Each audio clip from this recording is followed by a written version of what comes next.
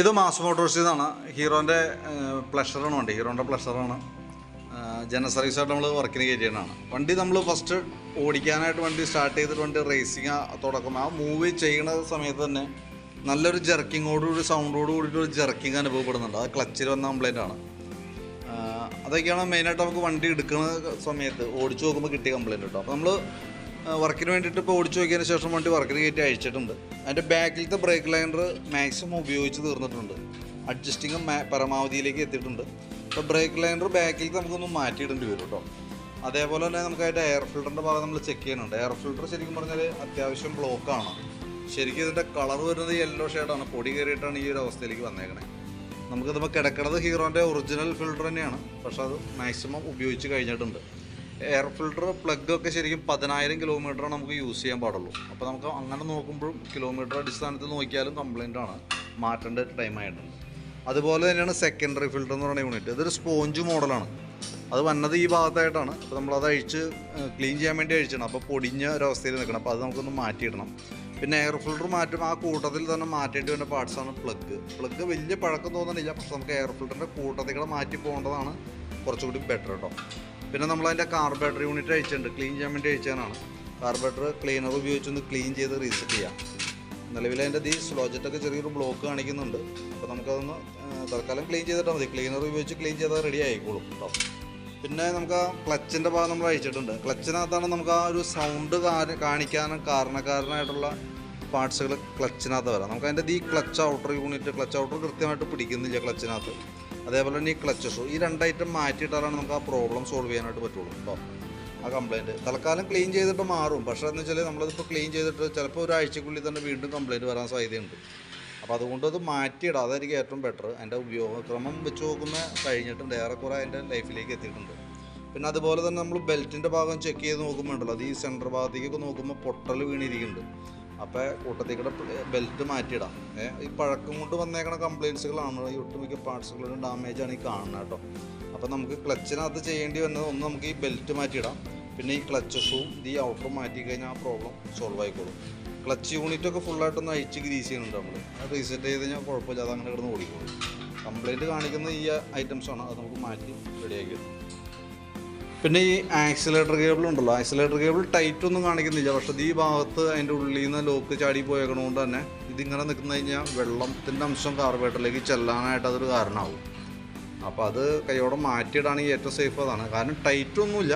ഈ ഒരു കാരണമാണ് മെയിനായിട്ട് കാണുന്നത്. ഇനി അങ്ങടേക്ക് മഴയാണ് വരാൻ പോവുക. സ്വാഭാവികമായിട്ടും നമുക്ക് വീലിൻ്റെ ഭാഗത്തുനിന്ന് വെള്ളത്തിൻ്റെ അംശമൊക്കെ ഈ ഭാഗത്തേക്ക് വരും എന്തെങ്കിലും. അപ്പോൾ കൂട്ടത്തേക്കൂടെ അത് മാറ്റിയിടാണെങ്കിൽ ഏറ്റവും സേഫ് അതാണ്. പിന്നീട് ആ ഒരു കേസിന് വേണ്ടി നമ്മൾ കയറ്റേണ്ടതായിട്ട് വരില്ല. പിന്നെ വാട്ടർ സർവീസ് ചെയ്യാൻ പറഞ്ഞിട്ടുണ്ട്. പക്ഷേ അതിൻ്റെ ഉള്ളിലത്തെ അവസ്ഥയും കൂടി നമ്മൾ ഉള്ളിങ്ങനെ ഓപ്പണായിട്ടൊന്ന് കഴുകിക്കുകയാണെങ്കിൽ അതായിരിക്കും കുറച്ചുകൂടി ബെറ്റർ. മറ്റേ നമ്മൾ ബോഡിയുടെ പുറമെയാണ് വാഷിങ് വരുള്ളൂ. ബോഡി വാഷിംഗ് എന്നാണ് അതിൻ്റെ പറയാം. സാധാരണ രീതിയിൽ കഴുകുമ്പോൾ പുറമേത്തെ വാഷിങ്ങേ ചെയ്യുള്ളൂ. ഇതിപ്പോൾ ശരിക്കും പറഞ്ഞാൽ ഇതിൻ്റെ ഇങ്ങനെ നമ്മൾ കവർ അഴിച്ച് കഴുകുമ്പോൾ അതിൻ്റെ ഉള്ളിലൊക്കെ നീറ്റായിട്ട് ക്ലീൻ ചെയ്ത് പോകാം. എവിടെയെങ്കിലും വല്ല തുരുമ്പോ കാര്യങ്ങളൊക്കെ ഉണ്ടെങ്കിൽ കൈയോടെ നമുക്ക് പെയിൻറ്റ് ടച്ച് ചെയ്ത് പോകാനും സാധിക്കും കേട്ടോ. അപ്പോൾ അത് കൈയോടെ ചെയ്തിടണം ഏറ്റവും ബെറ്റർ. പിന്നെ അതേപോലെ നമുക്ക് അതിൻ്റെ ഫ്രണ്ടിലേക്ക് വരുന്നതായിരിക്കും. ഫ്രണ്ട് ബുഷൊക്കെ ഒന്ന് അഴിച്ച് ഗ്രീസ് ചെയ്യാൻ വേണ്ടിയിട്ട് അഴിച്ചാണ് ഫ്രണ്ടിലത്തെ. അതൊക്കെ ജസ്റ്റ് ഒന്ന് ഗ്രീസ് ചെയ്ത് റീസെറ്റ് ചെയ്യാം. ചെറിയൊരു പ്ലേ ഒക്കെ തുടങ്ങിയിട്ടുണ്ട്. തൽക്കാലം നമുക്ക് അതിൻ്റെ അഴിച്ച് ഗ്രീസിങ് ഒക്കെ നടത്തി റീസെറ്റ് ചെയ്യാം. അത് കൂടുതൽ കംപ്ലയിൻറ്റ് കാണിച്ചിട്ട് മാറ്റിയാൽ മതി നല്ലത്. പിന്നെ അതേപോലെ ഫ്രണ്ടിലത്തെ ഈ ബ്രേക്കിൻ്റെ കേബിൾ ലോഡായിട്ട് നിൽക്കുന്നുണ്ട്.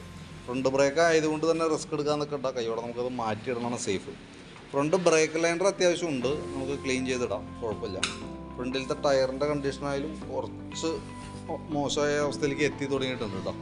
ബാക്കിലത്തെ ടയർ അത്യാവശ്യം ഉണ്ട്. അപ്പോൾ നമുക്ക് ചെയ്യുന്ന സമയത്ത് ബാക്ക് ടയറാണ് പെട്ടെന്ന് തീരുള്ളൂ. ആ തീരണ സമയത്ത് ഈ ടയർ എടുത്ത് ബാക്കിലേക്ക് ഇട്ടിട്ട് പുതിയ ടയർ ഫ്രണ്ടിൽ യൂസ് ചെയ്യണതാണ് കുറേ കൂടി നല്ലത് കേട്ടോ. പിന്നെ നമ്മൾ ആ ബാറ്ററിയൊക്കെ ഒന്ന് ചെക്ക് ചെയ്ത് പോകുന്നുണ്ട്. ബാറ്ററി നമുക്കൊന്നും ഇരിക്കുന്ന ബാറ്ററി 2023 മോഡൽ ആമറോണിൻ്റെ ബാറ്ററിയാണ് ഇരിക്കണേ, 5 ആമ്പിയറിൻ്റെ. അപ്പോൾ അത് ഞാൻ ജസ്റ്റ് അതിൻ്റെ വോൾട്ട് ടെസ്റ്റ് കാര്യങ്ങളൊക്കെ ഒന്ന് നടത്തി വിടുന്നുണ്ട്. 13 വോൾട്ട് വരെ കിട്ടുന്നുണ്ട്. 13.12 റേഞ്ചിൽ വോൾട്ട് കാണിക്കുന്നുണ്ട്. നിലവിൽ കണ്ടീഷൻ ഓക്കെ ആയിട്ടാണ് കാണിക്കുന്നത് ഇപ്പോഴത്തെ കണ്ടീഷൻ കേട്ടോ. പിന്നെ അതുപോലെ നമ്മൾ എഞ്ചിൻ ഓയിലും കൂടി കൂട്ടത്തിൽ കൂടെ മാറ്റി വിടുന്നുണ്ട് കേട്ടോ. ഓയിൽ ചേഞ്ചും കൂടി നടത്തണം. അപ്പോൾ നമുക്ക് ജനറൽ സർവീസാണ് മെയിനായിട്ട് വന്നതാണ്. അതിനകത്ത് പിന്നെ ക്ലച്ചിലാണ് നമുക്ക് 1-2 പാർട്സുകൾ അഡീഷണലായിട്ട് മാറ്റേണ്ടി വന്നതാണ്. ബാക്കിയത്തെ പിന്നെ ഉള്ളത് ആക്സിലേറ്റർ കേബിളിൻ്റെ കേസ് ഈ പറഞ്ഞ പോലെ ഇതുള്ളത് കൊണ്ടാണ് ആക്സിലേറ്റർ കേബിൾ കംപ്ലയിൻറ്റ് വന്നതാണ്. പിന്നെ ഫ്രണ്ട് ബ്രേക്കിൻ്റെ കേബിൾ ചെറിയൊരു ടൈറ്റ് കാണിക്കുന്നുണ്ട്. അപ്പോൾ കേബിളും കൂട്ടത്തിൽ കൂടെ ചേഞ്ച് ചെയ്തത്. അപ്പോൾ ഞാനതിൻ്റെ ഏകദേശം ഒരു എസ്റ്റിമേറ്റ് ഈ വാട്ടർ സർവീസോ ഈ അഴിച്ചുള്ള രീതിയിലുള്ള വാഷിംഗ് അടക്കം ചെയ്തു വരുമ്പോൾ ഏകദേശം ആ കംപ്ലൈൻറ്റുള്ള പാർട്സുകളൊക്കെ മാറ്റി വരുമ്പോൾ എത്ര വരുമെന്ന് നോക്കിയിട്ട് അതിൻ്റെ എസ്റ്റിമേറ്റ് എമൗണ്ട് ഞാൻ വാട്സാപ്പിലേക്ക് ഒന്ന് സെൻഡ് ചെയ്തേക്കാം. വീഡിയോ കണ്ടുമ്പോൾ നോക്കിയിട്ടൊന്ന് റിപ്ലൈ ഇടാം. നമുക്ക് ഈ സ്കൂട്ടർ മോഡൽ വണ്ടി ആയതുകൊണ്ട് തന്നെ വർക്ക് ചെയ്തു വരുമ്പോൾ കുറച്ച് താമസം വരുന്നുണ്ട്. കാരണം പെട്ടെന്ന് ഓടിച്ചിട്ട് ചെയ്യാൻ പറ്റിയ മോഡലല്ലത്. അപ്പോൾ നമുക്ക് ഡീറ്റെയിൽ ആയിട്ട് ഓരോ ഭാഗം ചെയ്തു വരുമ്പോൾ ഏകദേശം 2 കോടിക്ക് 2.5 മണിക്കൂറൊക്കെ നമുക്ക് നിലവിൽ ഒരു വണ്ടിക്ക് തന്നെ ചിലവ് വരാറുണ്ട്. അപ്പോൾ അതുകൊണ്ട് നമുക്ക് ഓരോ വണ്ടി കയറുന്നതിൻ്റെ അനുസരിച്ചിട്ട് ഡിലേ വന്നാൽ കുറച്ച് വൈകിയാണ് കയറിയേക്കണം കേട്ടോ. അപ്പോൾ നാളെ ഒരു ഉച്ചയാകുമ്പോഴത്തേക്കാണ് വർക്ക് കംപ്ലീറ്റ് ആവുള്ളൂ. അതിനുശേഷം വാട്ടർ സർവീസിന് പോയി കഴിഞ്ഞാൽ വൈകുന്നേരത്തേക്കാണ് വണ്ടി എടുക്കാനായിട്ട് പറ്റുള്ളൂ. അപ്പോൾ ഡീറ്റെയിൽസ് വാട്സാപ്പിലേക്ക് ഒന്ന് സെൻഡ് ചെയ്തിട്ടേക്കാം. വീഡിയോ കണ്ടുകഴിയുമ്പോൾ നോക്കിയിട്ടൊന്ന് റിപ്ലൈ ഇട്ടേക്കാം. അതനുസരിച്ച് നമുക്ക് വർക്ക് കണ്ടിന്യൂ ചെയ്യാം. ഓക്കെ.